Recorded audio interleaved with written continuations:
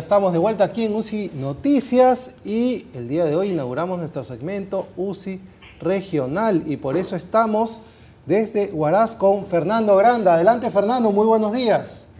¿Qué tal, Miguel? Muy buenos días. Información en vivo para UCI Noticias a esta hora. 10 muertos y 32 heridos deja un accidente de tránsito en las últimas horas que fue registrado en la vía del distrito de Oquichi, localidad de Siguas.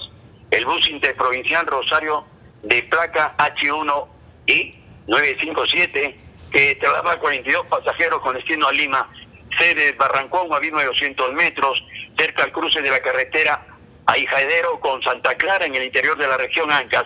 Informó esta mañana el jefe de la región policial de Ancas, coronel Felipe Eslava.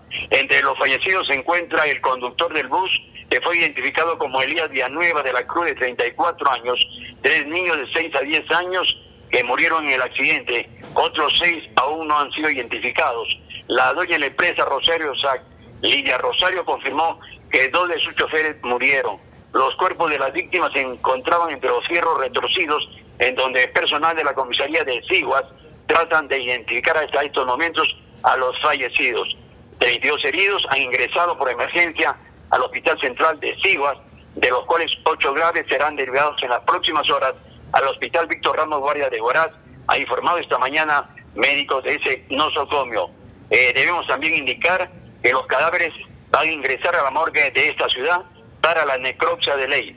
Esta es la información a esta hora de la mañana desde Huaraz para UCI Noticias. Fernando Granda.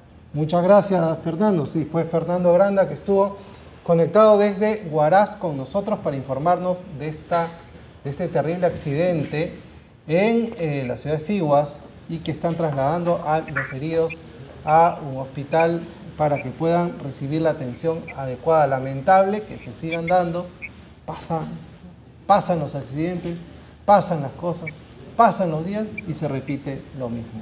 Bueno, también estamos ya con Jaime Fernández desde Pisco. Jaime, muy buenos días. Cuéntanos qué pasa en Pisco. Gracias, Miguel. Muy buenos días. Información en vivo para UCI Noticias. Ciudadanos que realizan operaciones bancarias en los diversos bancos de Pisco son víctimas de asalto cuando han retirado sumas importantes de dinero. Lo alucinante, o los delincuentes utilizan motos lineales o las denominadas mototaxis y asimismo están armados con armas de fuego y logran cometer sus fechorías. Lo insólito, Miguel, es que los delincuentes utilizan estos atracos nada menos a pocas cuadras de la comisaría ubicada en el centro de la ciudad. Por su parte, los ciudadanos agraviados están exigiendo mayor presencia policial y sobre todo que se realice el cuadrante seguro en esta ciudad portuaria. Como es de dominio público a nivel nacional, la provincia de Pisco está afincada la mayor cantidad de empresas industriales y por lo tanto la ola de asaltos se han incrementado en esta ciudad portuaria. Informó desde Pisco para UCI Noticias, Jaime Fernández. Muchas gracias, Jaime. Y bueno, me imagino que Paracas, que está nomás al costadito de Pisco, que tiene una cercanía bueno, está ahí nomás a minutos, también está en riesgo, donde tenemos una gran población turística. Bueno, han sido nuestros informes. Ahora vamos a tener informes de todo lo que pase a nivel nacional, como estuvimos la semana pasada conversando con el presidente de la Corte Superior de Arequipa, Eloy Samayoa. Bueno, ya estamos con el doctor Miguel Antezana, analista político. Vamos a conversar sobre la coyuntura actual. ¿Cómo está, doctor Antezana? Gracias por acompañarnos. Buenos días, muchas gracias por la invitación. A ver, comencemos por los proyectos de ley presentados por el presidente de la República por el Poder Ejecutivo, vamos a ser más exactos, donde ya empezó el conflicto. Uno plantea bicameralidad, el otro plantea unicameralidad. El proyecto de ley 3185 y el 3187 difieren. ¿Qué pasa? ¿Por qué hacemos las cosas tan rápido? ¿Por qué somos tan reactivos, doctor Antezana? Yo creo que tenemos que analizar un poquito más el contexto desde el inicio de esta historia de la reforma constitucional y posible referéndum. Cuando el presidente de la República anuncia en el Congreso el someter a referéndum o a consulta popular el que vayamos a la no reelección de los congresistas, obviamente que eso ha tenido un efecto popular inmediato, de hecho se ha visto en las encuestas reflejado. Sin embargo, cuando pasamos a la parte ya técnica, que el presidente debe presentar unos proyectos de ley al Congreso, nos estamos dando cuenta de esta serie de fallas, serie de elementos que pareciera que se han hecho a la prepo, sí, rápidamente para salir del paso. Y vemos esta serie de inconsistencias que no solamente son esas, sino que también se presentan alguna serie de preguntas de por qué no se está entonces planteando otra serie de reformas que paralelamente tendrían que venir para satisfacer esta inicial. Como tú bien dices, si hablamos no solamente ya de la no reelección de los congresistas, sino que pasamos a la propuesta de una bicameralidad. Pero también entonces hay otro detalle. Está planteándose una bicameralidad con los mismos 130 congresistas, esta vez serían 100 diputados y 30 senadores, cuando ya de por sí los 130 congresistas son insuficientes como representantes de la cantidad de población que hay.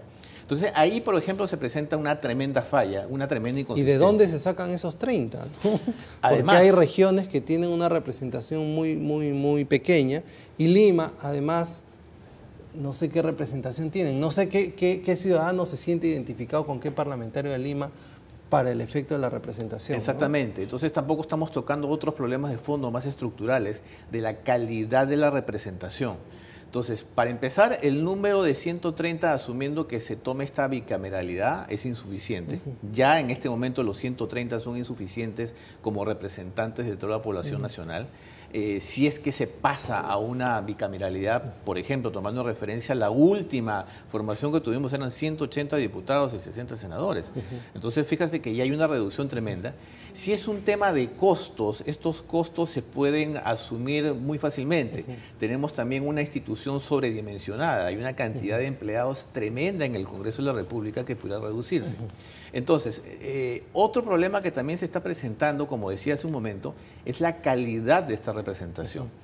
No basta solamente tratar de jugar con el sentir popular, que es lo que se hizo en esta propuesta de no reelección, sino también tenemos que ir al fondo del asunto, que es quiénes son los que nos están representando en el Congreso. Y si es más, si estamos pensando en personas que vayan a ocupar un cargo de diputado o un cargo de senador, estos tienen que reunir una serie de requisitos personales, éticos, profesionales, de experiencia en algún campo en particular, no necesariamente en temas de política o derecho, sin embargo tienen que tener experiencia para que puedan aportar desde el lugar en que se piensan colocar. Entonces, a mí me parece que estas tres reformas, y sin tocar todavía inclusive el tema del financiamiento de los partidos políticos, han sido muy mal asesorado el presidente. Además estamos mezclando, usted lo ha dicho muy bien, estas reformas políticas con el financiamiento de partidos, que es otra cosa. Exacto. Una reforma en nuestro sistema parlamentario con un tema de financiamiento de partidos. Y no se ha tocado para nada, que por ejemplo a mí me parece que es más importante la reforma electoral, la reforma de los partidos políticos, que está olvidada en el Congreso desde hace mucho tiempo. Se ve claramente, y esto cualquiera lo puede percibir, que no hay una intención de este Congreso de abordar esta reforma electoral o política. Y obviamente que solamente con un elemento del financiamiento no se va a resolver una serie de problemas que viene. El tema de la organización de los partidos políticos, la democracia interna, la representatividad.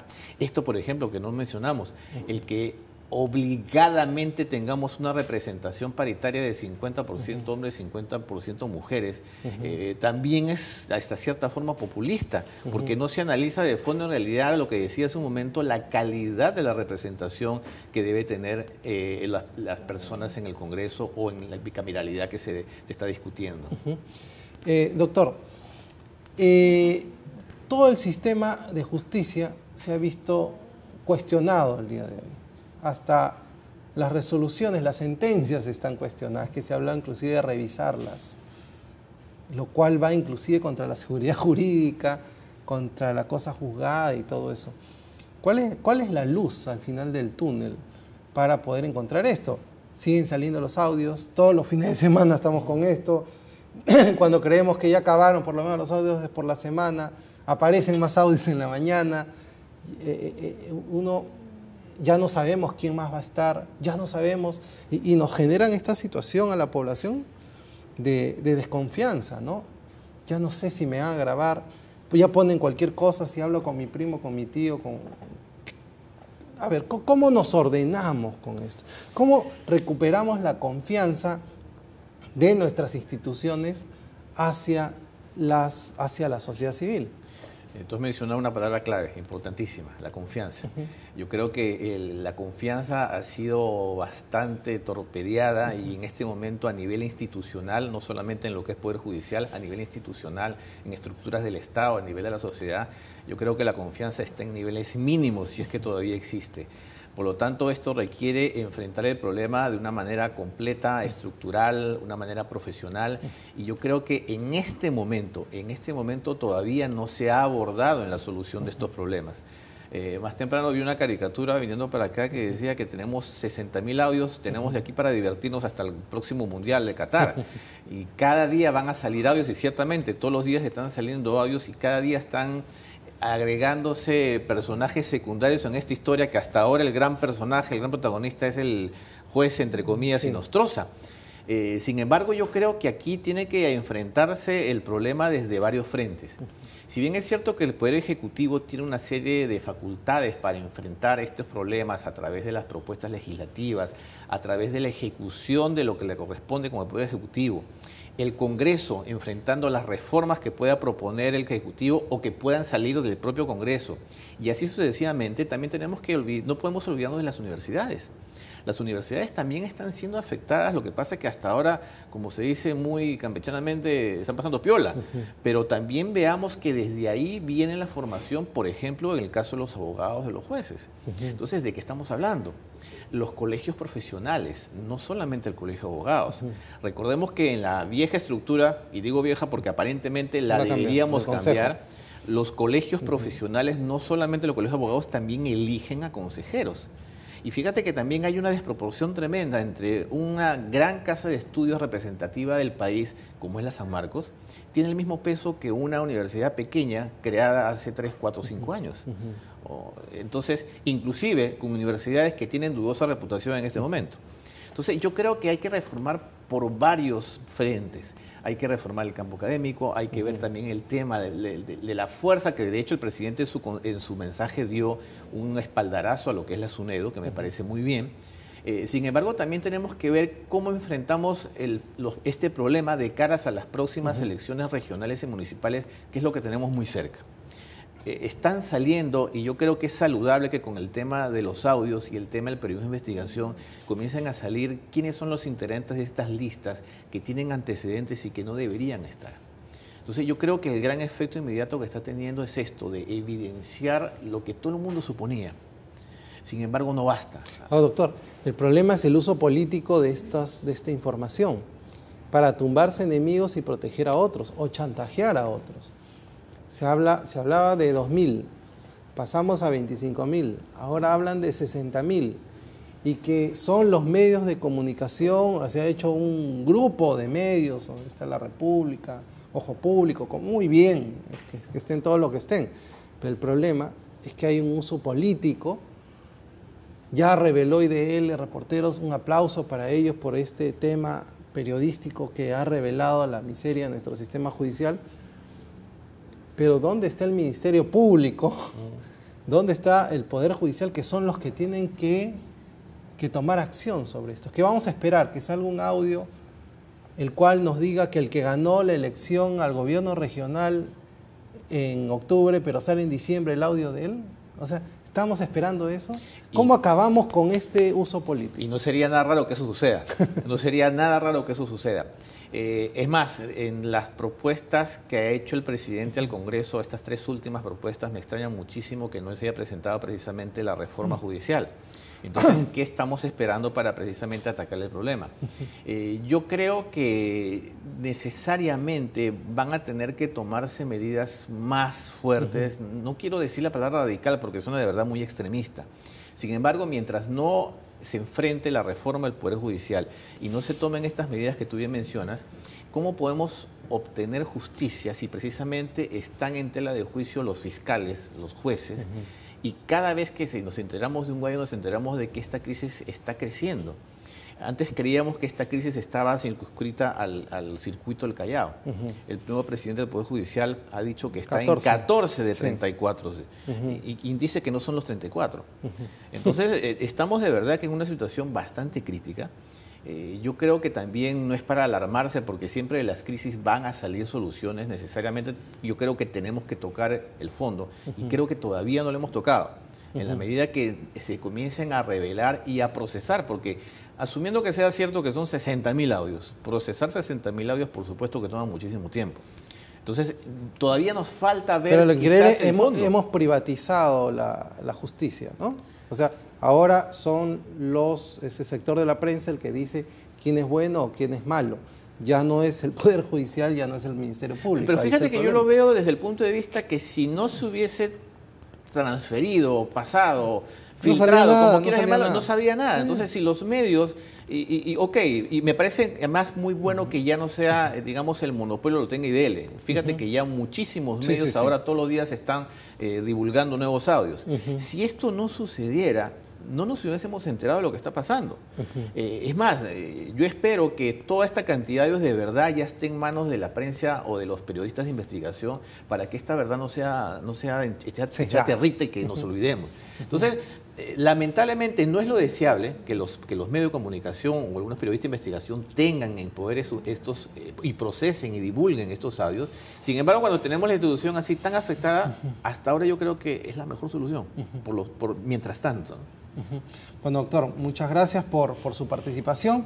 Esperemos que ya empiecen a haber algunas luces de cómo podemos salir de esta crisis institucional, porque lo que necesitan nuestros ciudadanos es seguridad jurídica, lo que necesitan nuestros ciudadanos es trabajo, lo que necesitan nuestros ciudadanos es seguridad también cuando van a salir de sus casas, y no mejoramos como profesionales, como personas o como peruanos con esta situación que está pasando. Y me agarro a lo que tú dijiste para terminar, recuperar la confianza, que recuperemos la confianza en nuestras instituciones, porque si no, imagínate a dónde vamos. Correcto, muchas gracias, doctor Miguel Antezana, y nos vamos un corte, un solo minuto, y regresamos con el general Miguel Hidalgo. Vamos a hacer un análisis de lo que pasa con la delincuencia que ha llegado por la crisis venezolana.